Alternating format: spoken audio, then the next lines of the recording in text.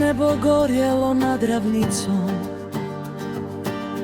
kad je zemlja drhtala pod čizmom zla, nismo stajali s vjerom ni krunicom, ispred kuće, ispred doma.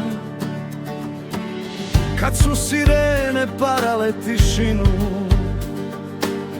kad je noć bila duža od stoljeća, mi smo branili Prag i domovinu, bez pitanja ko se sjeća.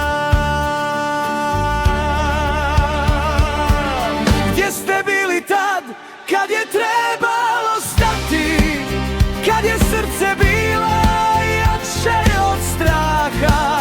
Gdje ste bili tad, kad je trebalo dati više od riječi, više od daha? Danas lako je vikati volim te zemljo, pod zastavom kad svira orkestar mlad, ali istina šuti u polju i pepelu. Gdje ste bili tad?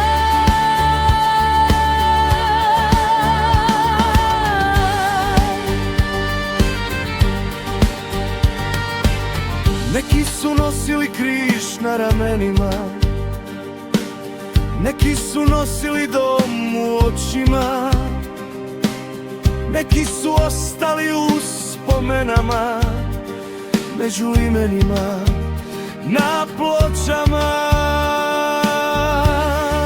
Ne sudim nikom, život je rana, svatko nosi svoj križ i svoj pad, a ljubav se mjeri kad aplauza nema, kad gori kuća